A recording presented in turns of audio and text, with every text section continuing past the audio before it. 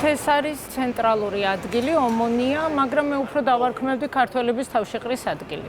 ძალიან მომრავლდა ბოლო წლებში სამწუხაროდ ქართველები ისევე კვლავ აქ. იმის იმედად, რომ დავბრუნდებით, უფრო ვემატებით. აი, ეს მტკივნეული ფაქტი არის. მე ვარ თეა გაგოა. 2005 წლიდან მე ვმყოფები საბერძნეთში, დაახლოებით უკვე 18 წელია.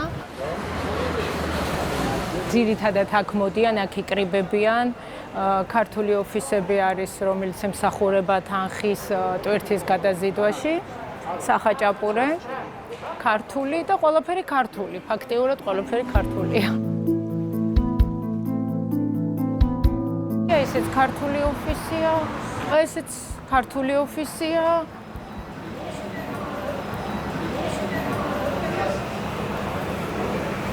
ესეც ქართულია.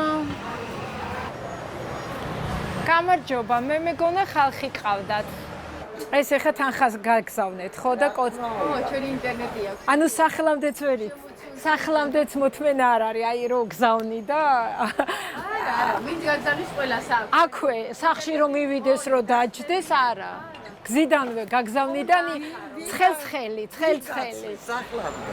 ვინდა 1 საათი სავალია გზა, იქაც. ერთსა. აგერა ვარ. სალამი უფროსა როგორ არის? გამარჯობა.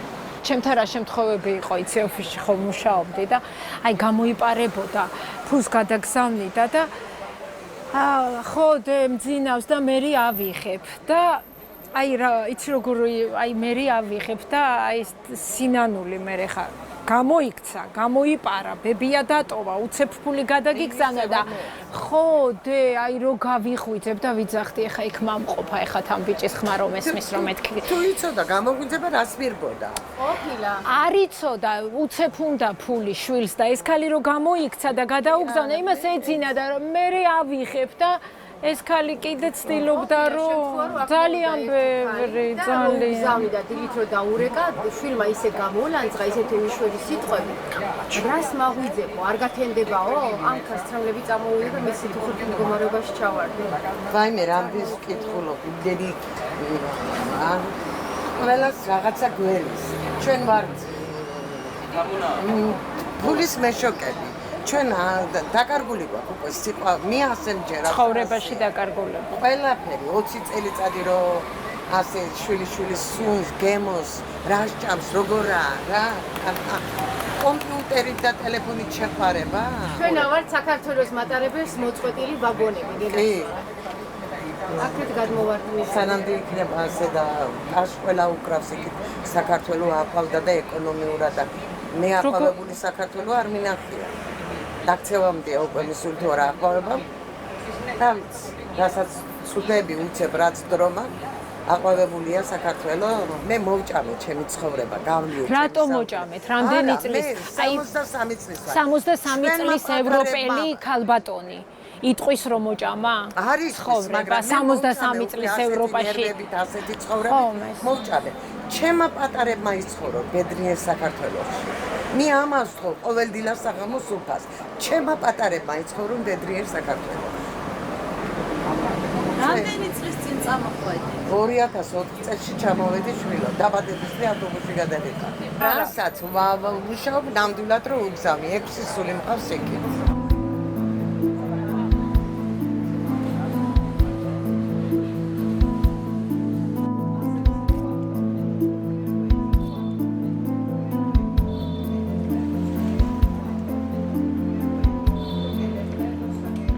ამ ხნის ხალი რატო უნდა ვიყო აქ და რატო ჩემ საქართველოში არ ვიყო რომ რუსებითა და იმით გაივსო საქართველო რა ჭირათ მინდა ეს რუსები შვილთაშვილები მყავს და არც ვიცნობ იმ ბავშვებსა ეს არის ცხოვრება ქართველებს ყრიან გარეთ და რუსები შეყავთ საცოდავ ხალხის ბინებში ეგ არის კარგი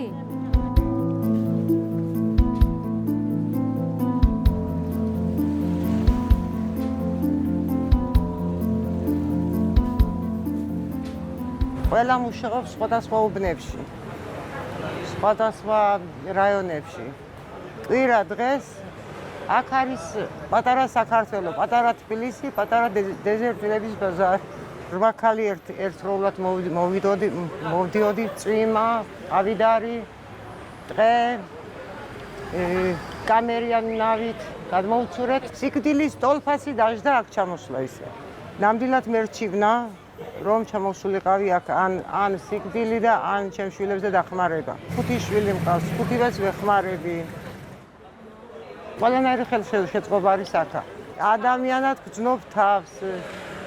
ბერძნები ძალიან კარგი ხალხია.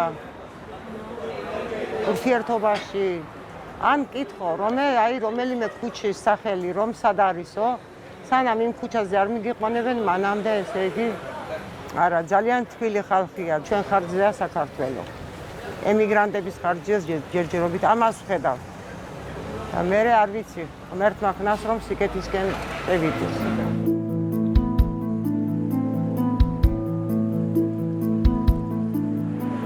ადამიანის უფლებები აქ დაცულია.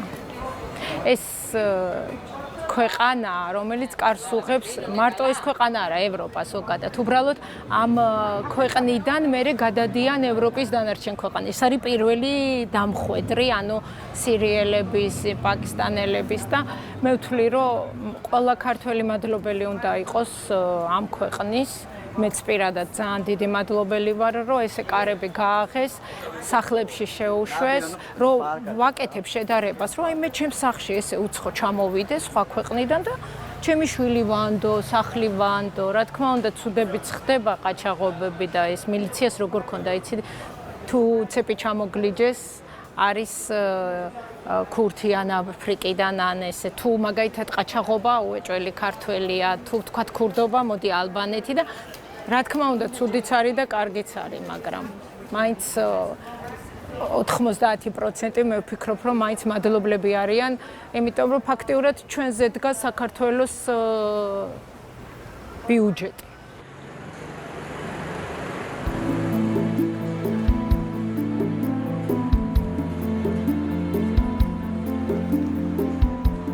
ჩვენი წელი მარტო ხორციელად ხედავთ აქ. ჩემი და მუშაობდა ერთ ბებოსთან და ეს ბებო ამ ბებოსთან 16 წელი იმუშავა და ბებო გახდა 103 წლის. ბოლო სურვილი შეუსრულე. მე ზღვა უნდოდა რომ დაენახო 40 წელი არ მინახიაო და ჩავისვი მანქანაში და წავიყვანე ზღვაზე. და მე ერთ უკვე თებერვალში მეორე წლის თებერვალში მოგვიყვდა და ის ბებო რომ მივიდოდი დაიწყებდა ლაპარაკს და შვილო ერთი შეცდომა დაუშვიო მეო. რა შეცდომა კიდე აფრო რა თქო მე ვთხარი და ძალიან ახალგაზრდაო, ძალიან ახალგაზრდა ვიყავი და დავქვრივდიო. და მე ვფიქრი ახლა ანუ 40 წლის დაქვრივდა და არ გავთხოვდიო. მე ვთხარი რამდენი წლის დაქვრივდი? ალბათ დოქტორატურა და 70 წლის.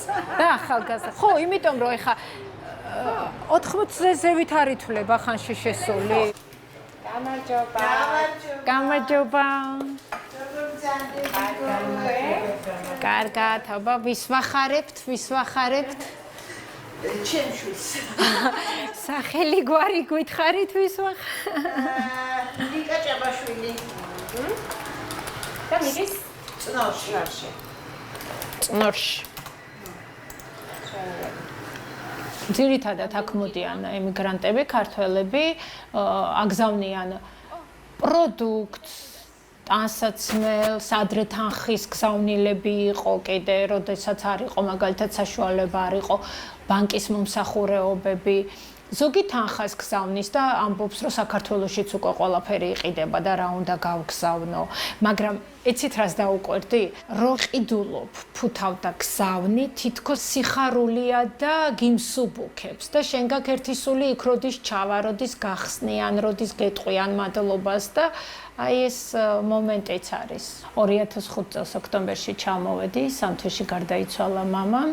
დაბრუნება მინდოდა, მაგრამ უკვე აზრი არ ქონდა, როცა მე გავითავისერო იმ საქართველოში იმ პერიოდში და იმ დროისთვის უკვე ჩემზე იქნებოდა ყველაფერი გადასაწყვეტი და ეკონომიურადაც, ამიტომ ეს შემზარავია, როცა მაშინ იმ პერიოდში ახალი ჩამოსული ენა რო არიცი ორ ბავშვთან მუშაობდი და ამ დროს საქართველოში იყო მამის პანაშვიდები და გასვენების დღე. და არა მარტო მე ვარ ესე.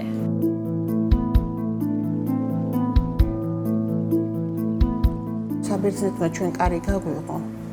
საბერძნეთმა ჩვენ მიგვიღო ბერძენმა ხალხმა. და მე ყოველთვის მინდა ოჯახს გვაბარებენ. კი, ოჯახსაც გვაბარებენ და ბავშვებსაც და სულ ყველაფერს. და მე ყოველთვის მინდა რომ ერთი ძალიან მოვიხადო მადლობა ამ ქვეყნისა და ერის წინაშე, რომ ასე თუ ისე მიგვიღეს. მე მაგალითად გამიმართლა და 18 წელი არ შემიცვლია სამსახური და ვარ იმ ოჯახში. მივთრა ის 18 წელი სულ იქ ვარ. ფაქტიურად ოჯახის წევრი ვარ. კი, ნამდვილად ეგრე ითქმება რა, რომ იქ ბავშვები გაიზარდნენ ჩემ ხელში. ძიძად კი არ ყოფილან, მე დამხმარე ვარ, მაგრამ იმის მოვალეობასაც ვასრულებდი ძიძის ხანდახან. ბერძენ ბავშვებს ქართულს ვასწავლი, ლექსებს, სიმღერებს. არ მიშლიან, აქ რო ამბობენ ზოგიერთები, რომ უშლიან ქართულის სწავლას და რაღაცას ჩემთვის არ დაუშლიათ არავითარ შემთხვევაში. პირიქით, მოხარულები არიან, რომ ვასწავლო მე ქართული ბერძენ ბავშვებს.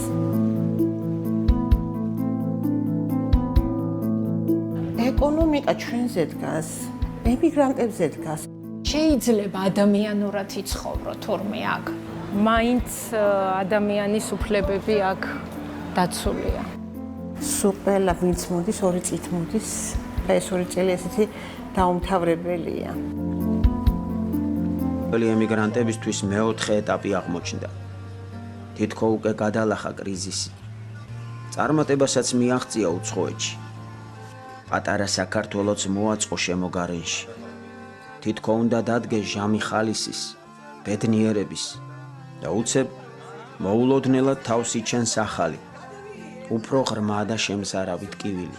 თუმცა არავინ არ ყავდა ამ წლების განმავლობაში გვერდზე, ვისაც ჩვენ გაუზიარებდი შენ გრძნობას, შენ სიყვარულს. იმის იმედიც არ აქვს, რომ ვერმე ნაცნობი შეხვდება ქუჩაში და რაღაცა ეს ნაცნობის ქუჩაში შეხვდა ერთი დიდი სიხარული მოკითხვა ოჯახებში მისალმებების გაგზავნა საუბარი. სამშობლო ეს ქვეყანა არასდროს არ გახდება. მაინც სტუმრად გრძნობ თავს, მაინც უცხოარი, არ არის მშობლიური, არ არის თბილი, არ არის ისეთი ახლობელი. ის სიღრმე აქ არ არის. როცა ადამიანი გიღიმის და ამ ღიმილში სიყვარული. ყოველ წელიწადს სხვადასხვა კლასს იცვლი. ამიტომ ეს უშლის დამეგობრებას ხელს და ხალხი უფრო ადვილად სამართავია. ჩვენ იქ ოჯახის წევრები ვართ, მე იქ ზაფხულში ჩემი კლასელებისთვის და ჩემი ნათესავებისთვის ჩავდივარ. იქ უფრო, აქ ყველაფერს აკეთებ, მაგრამ ისეთი გემო მაინც არ აქვს იქ რო. არ ვიცი, ჩვენ გვეჩვენება ასე თუ. მერცხალზეა ნათქვამი, ციხის ფანჯარაზე მერცხალი ბუდეს არ იგებს. უკვე აი 9 წელი სრულდება რაღაც 2-3 თვეა დარჩენილი. ჯერ მერცხალი არ მინახე. იქ რო ჩადიხარ ყველაფერი გიყვარს. ის უწესრიგობაც კი მიყვარს. ბორჯომის ეტიკეტი დავინახე ამერიკაში ქუჩაში ძირს ეკდა და ქართული ასოები რო ეწერა დამენანა და ავიღე. ქვა, ფოთოლი ნებისმიერ რაღაცა რო იცი ეს იქიდან არის ჩამოსული ამას მე ხატებ ჩემთვის ეს წმინდა. აეროპორტიდან რო გავედი პირველად ქართულ მიწაზე ფეხი რო დავადგე, მუხლებს დავიჭოკე ვაკოც. ის მიწა რო გააქვს ის შენი ფესვები იქიდან არის და რაღაც ძალა, რაღაცა სიყვარულია სხვა სითბოა. დედა ჩემი მენატრება ყველაზე ძალიან. 13 წელი არ გინა. არა.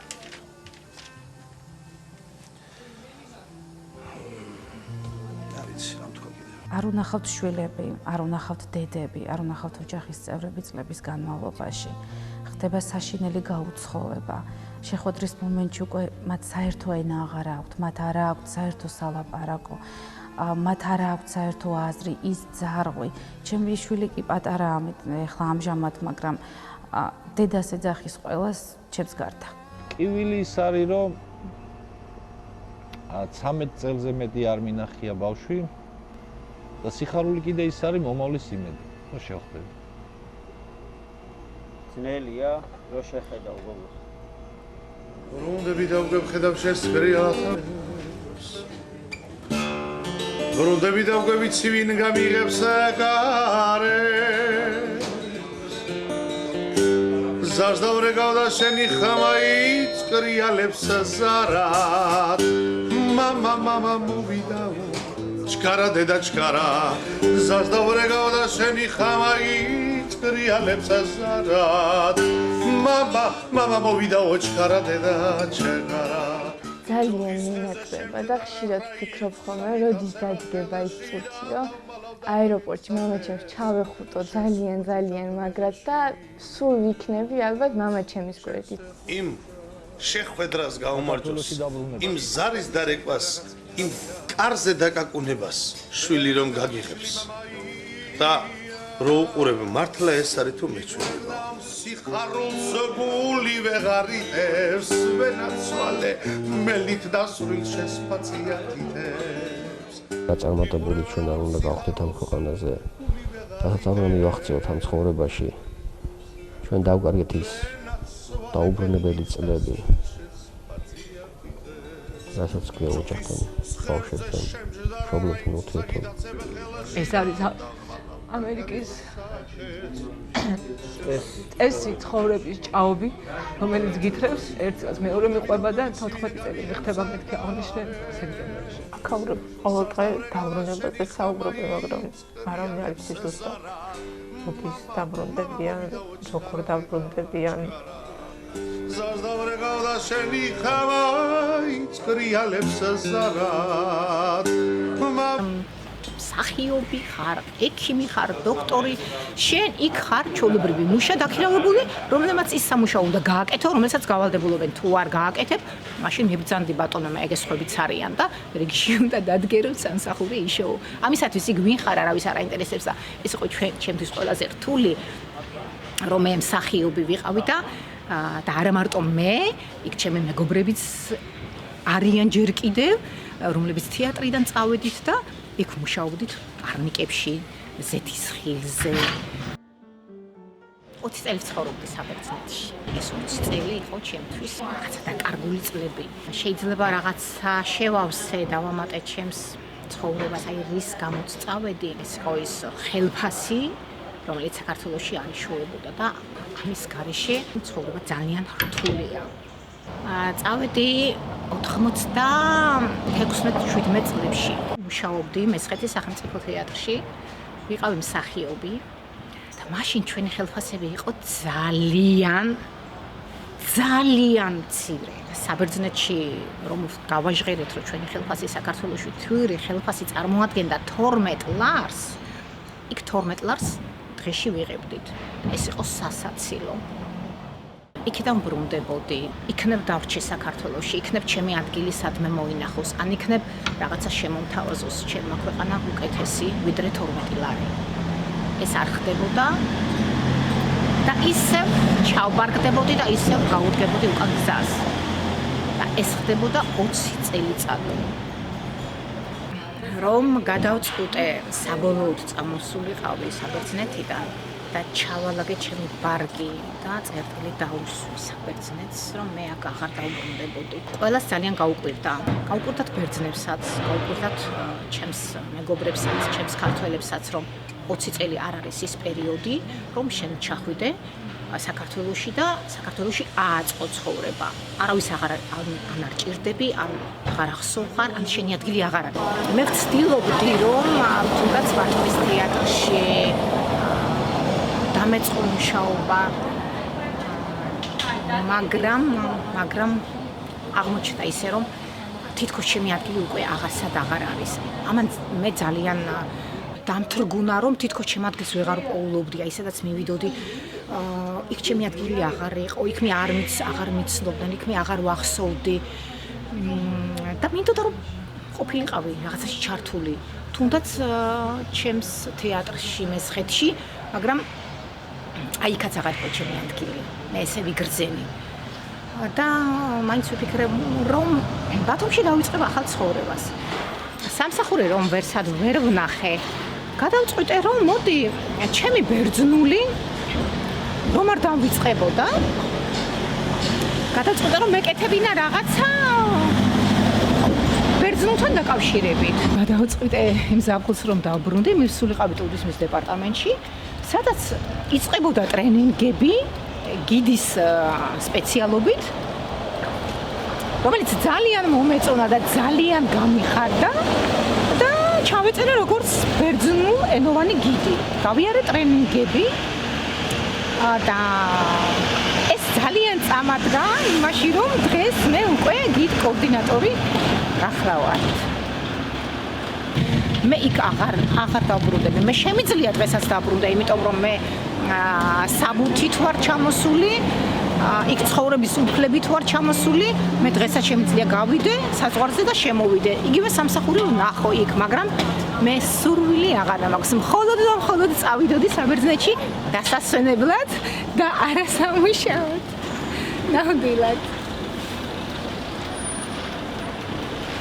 რაც დავკარგე ხო, აი ეს წლები რაც დავკარგე, ვერ მოვეფერე ჩემს სამშობლოს და ძალიან ბევრი ადგილებია, რომელიც არ მინახავს. მომეცა საშუალება, რომ ეხლა ვნახო. მეტის ისეთი პროფესია ავირჩიე, რასაც გიდი ქვია. და მე ეს მაბედნიერებს და ძალიან მიხარია, რომ საქართველოში ვარ. ძალიან მართლა. საზოწარკვეთა მქონია, რომ წასვლას აღარსად აღარ ვაპირებ. ცხოვრებამ გაიარა თითქოს საქართველოში უჩემოდ. რაღაცები ჩაწყდა, რაღაცები გამოვტოვე. ძალიან ბევრი გამოვტოვე, თუნდაც ჩემი ახალგაზრდობა 20 წლის განმავლობაში დავტოვე იქ. ჩვენი წასვლის შემდეგ ვფიქრობდით, რომ აი საქართველოში უკეთესი პირობები წამოვიდოდა. ფასების ზრდამ განაპირობა ის 1000 ლარიც რომ მქონდეს ხელფასი, ის უკვე საკმარისი აღარ არის. საქართველოში ხორცი რომ ღირს 20 ლარი, ამის ფუფუნება უნდა გქონდეს, რომ შენ შვილებს ხორცით უზრუნველყო, თუნდაც თევზით, თუნდაც ზეთით, თუნდაც არ ვიცი. ეს არის კატასტროფული მდგომარეობა და სანამ ეს იქნება, არავინ არ დაგვრჩება საქართველოში. მე კი დავბრუნდი, მაგრამ მე თუ ერთი დავბრუნდი, 10 უკან წავა. აი ზუსტად ამის გამო. მე ხლა რაღაცა კაპიკები დავაგროვე და ჩამოვედი და ჩემთვის ახლა მეტნაკლებად ეკონომიასაც ვაკეთებ, იმიტომ რომ სადამდე შეიძლება მე ეს მეყოს და გამწოდეს, ხო? და ვისაც მართლა არ აქვს ხელფასი და ვინც ძალიან დაბალ ხელფასზე ცხოვრობს, დილიდან საღამომდე სუპერმარკეტებში ახალგაზრდა გოგონები, იმათ უნდათ მომავალი, იმათ უნდათ ოჯახი შექმნან, იმათ შვილები უნდა იყოლიონ და ეს ხელფასია ძალიან მცირე, ძალიან საგანგაშოდ მცირე. და ისიც კი არ არის, რომ სადმე იმუშავა. ამიტომ გვეყოლება ემიგრანტები კიდევ და კიდევ.